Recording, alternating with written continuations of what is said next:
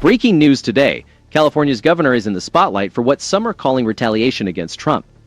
But is this true leadership or merely another act in the ongoing drama of politics? As the media celebrates, everyday Californians are left to wonder who is really looking out for their interests while pressing issues or sidelined. Hello and welcome to That News Show, where we discuss the latest facts, fakes, and hypocrisy as reported by the legacy media. Let's roll the tape. MSNBC reports that Governor Newsom's latest actions against Trump represent the most beautiful payback you have ever seen. One must wonder whether this is genuine payback or merely another act of political theater by a ruling class more focused on scoring points than addressing real issues.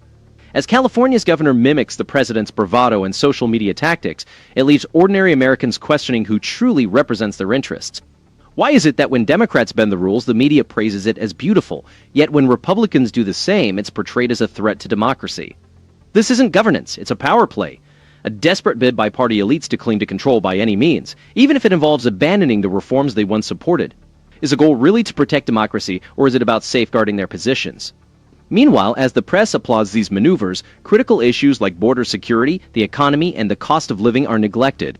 Perhaps the real payback is watching the political elites celebrate themselves as the nation drifts away from its foundational ideals. If you believe this is the most beautiful payback you've ever seen, you might want to consider beautiful for whom. Get ready for it.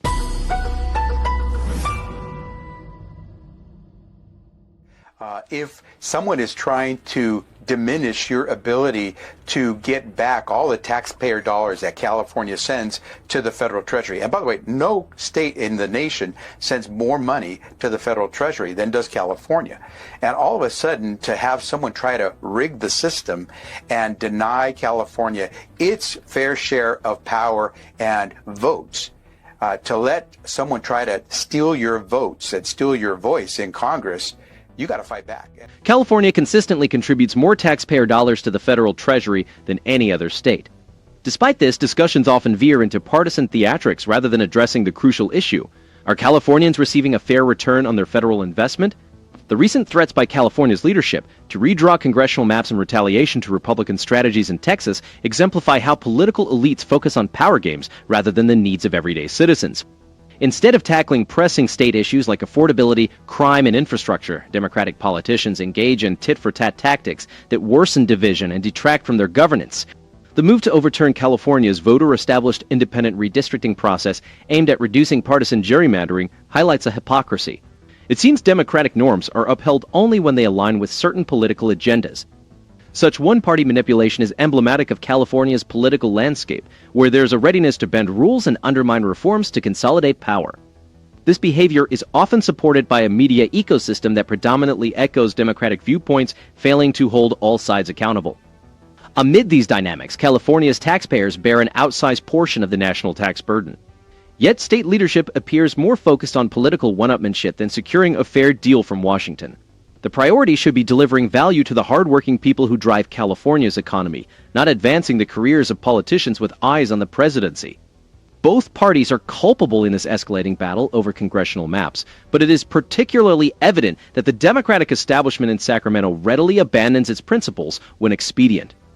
This cycle of political retaliation and media spectacle undermines trust in the system and diverts attention from the meaningful reforms needed by Californians and the broader American populace.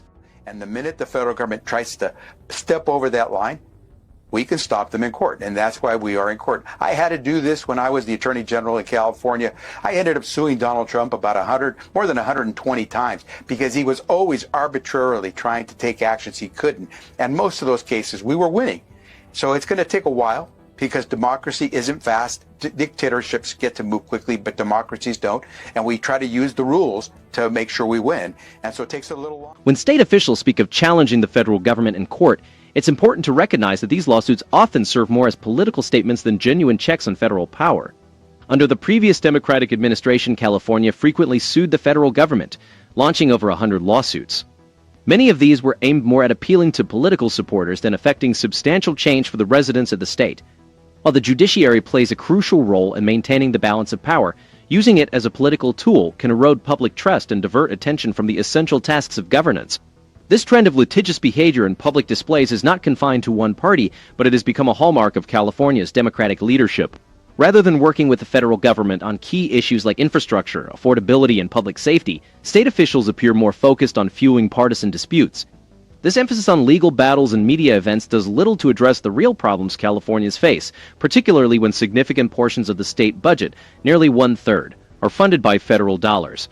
Seeing Washington as a constant opponent rather than a collaborative partner is a risky approach. Also, claims that democracy is inherently slower than authoritarian regimes often amount to mere political rhetoric. True democracy demands transparency, accountability, and a respect for established rules, values that are frequently overlooked in pursuit of partisan gain. The tendency to manipulate or outright disregard norms, whether through gerrymandering or continuous litigation, further undermines these democratic principles. Although both parties are culpable, the current Democratic leadership in Sacramento seems particularly prone to such tactics when it suits their agenda. The overarching issue is clear. As politicians become more engrossed in national aspirations and media visibility, the needs of ordinary Californians get neglected.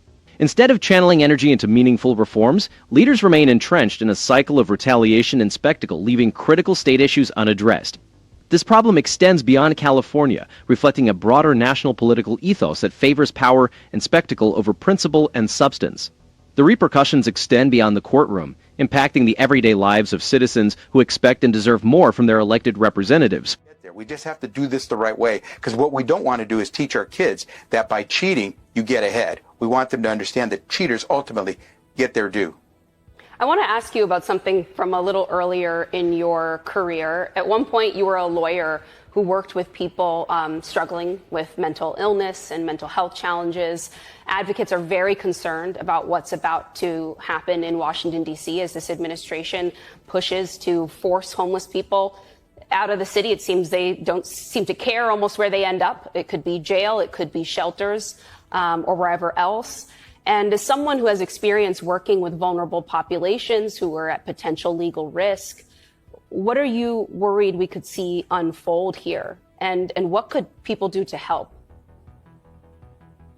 Well, two things are very obvious. The first, which is it should impact and concern every taxpayer around the country, not just in D.C., is that the president is misusing so much money to put troops on the ground in D.C. to do the work that our police officers in Washington. The ongoing debate in Washington, D.C. about addressing homelessness and mental health challenges exemplifies federal overreach and misplaced priorities. Instead of empowering local communities and professionals who understand the complexities of mental illness, the current administration appears to rely on heavy-handed tactics, such as military deployment, to forcibly remove homeless individuals from the city. This approach not only risks criminalizing vulnerable populations, but also overlooks the root causes of homelessness, like untreated mental health issues and the lack of affordable housing. Advocates and experts with first-hand experience emphasize that effective solutions require compassion, targeted resources, and respect for individual dignity, not sweeping policies that merely shuffle people between shelters and jails. The administration's strategy, as reported by MSNBC, demonstrates a troubling preference for spectacle over substance, with taxpayer money from donor states like California disproportionately funding these efforts with little tangible benefit for their communities. MSNBC's coverage, while engaging, often prioritizes emotional storytelling and dramatic visuals over rigorous fact-checking and balanced analysis. The network tends to focus on confrontations and political drama without thoroughly evaluating the effectiveness of proposed policies or offering a platform for dissenting opinions. This reliance on a narrow range of sources and partisan framing compromises the objectivity essential to responsible journalism. Also, the use of visual techniques like close-ups of distressed individuals and rapid cuts between political speeches and street scenes may increase emotional impact, but can obscure the underlying policy failures and long-term consequences of federal intervention. A more constructive approach would involve amplifying the voices of mental health professionals, community leaders, and those directly affected by these policies. Media outlets should focus less on partisan blame and theatrical gestures from political elites and more on in-depth analysis of strategies that genuinely improve outcomes for people with mental health challenges and those experiencing homelessness. This entails holding both parties accountable for decades of neglect and broken promises, while acknowledging that centralized, top-down mandates from Washington seldom yield sustainable solutions. The continuous cycle of political retaliation and media spectacle does little to meet the urgent needs of ordinary Americans. As someone who has worked with vulnerable populations, I believe that lasting change will only occur when policymakers prioritize evidence-based strategies that empower local communities. Until then, taxpayers and those most in need will continue to suffer the consequences of a dysfunctional system. see. What a waste of resources to have people who have been trained to kill do police work instead of having the police who would love to have those resources. The second thing is that you don't get rid of homelessness just by trying to get them out of sight. And unfortunately, and I know this from my work as Secretary of the Department of Health and Human Services, mental health services are underfunded and under-resourced throughout the country. Simply to deny that they exist, especially among the homeless population, is to just ignore the problem. And what he's trying to do is sweep it under the rug. It won't be swept under the rug. And it's a very expensive sweep. California's investment in homelessness programs is staggering, yet the state still harbors over a quarter of the nation's homeless population, with 2/3 unsheltered. Despite billions spent, communities like Los Angeles have only seen modest declines in street homelessness following years of sharp increases, leaving tens of thousands without stable housing. This situation goes beyond a mere policy debate for families struggling to make ends meet. It's a direct reflection of their tax dollars at work, or rather, their failure to work effectively. Economically, this represents a classic case of resource misallocation. Rather than equipping local law enforcement and mental health professionals with necessary tools and funding, there's a prevailing top-down approach that misuses military-trained personnel to manage street populations. This not only wastes specialized training, but also diverts resources from police departments and community organizations that could make a significant impact if properly supported. Imagine the potential benefits if those billions were redirected towards targeted, evidence-based mental health interventions or in bolstering small businesses that could generate jobs and affordable housing. The mismanagement affects more than just the homeless. It impacts the entire community. Taxpayers see less funding for essential services like schools, public safety, and infrastructure, while the cost of living escalates. Small business owners experience reduced foot traffic and heightened security costs, and homeowners face stagnant or declining property values. The economic repercussions extend through retail to real estate, placing an undue burden on families already under financial strain. Adding to the frustration is the portrayal of these failures as progress by some political leaders and media outlets. Reports often highlight minor improvements in homelessness without acknowledging statewide increases or the transient nature of such progress, which typically involves moving individuals into temporary shelters without sustainable plans. This focus on optics rather than outcomes is a disservice to the public, perpetuated by a media landscape reluctant to critique the efficacy of these costly initiatives. This issue isn't confined to California. It's a national crisis exacerbated by federal policies that have historically promoted dependency on Washington rather than fostering local solutions. Previous administrations have spoken about compassion and inclusion while underfunding crucial services like mental health, leaving states to manage the fallout. Although there's a shift towards empowering local communities and prioritizing law and order, resistance from entrenched bureaucracies and political posturing in certain states hampers progress. The real victims of this systemic failure are the vulnerable populations, those battling mental illness, addiction, or the high cost of living in major cities. The solution lies not in more federal intervention or flashy initiatives, but in a return to fiscal discipline, local control, and genuine accountability. Only when we pivot from political maneuvering to practical community-driven solutions will we break the cycle of waste and disillusionment, ensuring that taxpayer money is effectively used and the most vulnerable are properly supported. This leaves us with so many things to consider. Tonight we witnessed another Democratic governor choose spectacle over substance, opting to troll Republicans rather than address the real issues facing Americans. This strategy is clear: distract, divide, and consolidate power, all while receiving applause from the media. These political stunts are not true governance. They are elitist games meant to leave ordinary people feeling powerless and frustrated. Under the previous administration, we encountered similar disregard for fairness and transparency, a pattern of manipulation that threatened our democracy.